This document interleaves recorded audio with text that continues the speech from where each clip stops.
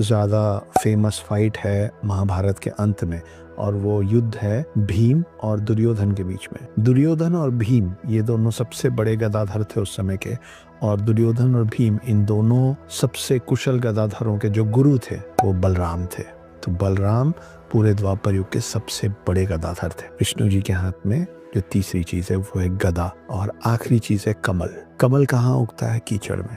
उसके बाद भी कहाँ चढ़ाया जाता है? भगवानों को। इसके माध्यम से हमको यही समझाने की कोशिश होती है कि आप मनुष्य रूप में किसी भी जगह, कितनी भी गलत तरीके से आपकी शुरुआत हुई हो, आप कितने स्वच्छ होंगे, आप कितने साफ होंगे, और अंत में आप किसके चरणों तक पहुंचेंगे, वो कीचड़ डिसाइड नहीं करेगा जहां आप खिल रहे हैं, वो कमल डिसाइड करेगा, वो आप है। तो कमल विष्णु जी के हाथ में चार में से आखिरी चीज कमल है। कमल पे ब्रह्मा जी बैठते भी हैं। कमल और भी भगवानों को चढ़ाया जाता है। कमल की अपनी अलग महत्ता है, मगर फिलहाल ये वीडियो इस बात पे है कि विष्णु जी के चार हाथों में क्या क्या है।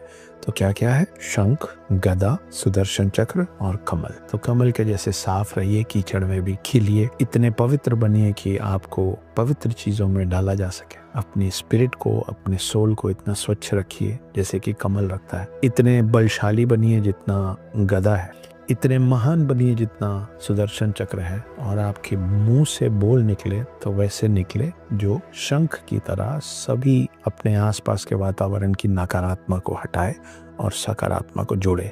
नेगेटिविटी हटा के और पॉजिटिविटी लाने का काम आपकी मधुर वाणी से होगा, तो शंख का काम खुद आप करें।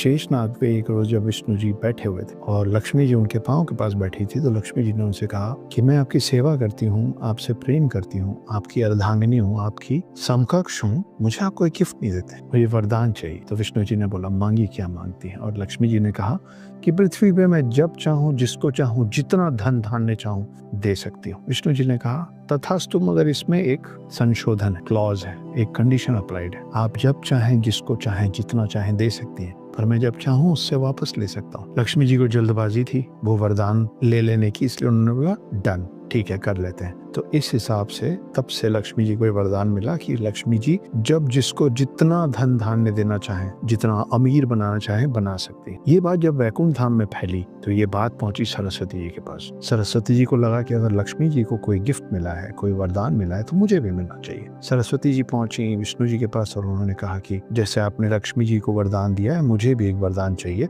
मगर उनसे बेहतर, उनसे ज्यादा अच्छा वरदान चाहिए। और तब विष्णु जी ने सरस्वती जी से कहा कि ठीक है, आपको मैं ये वरदान देता हूँ कि आप पृथ्वी में जिसको चाहें, जितना चाहें, जब चाहें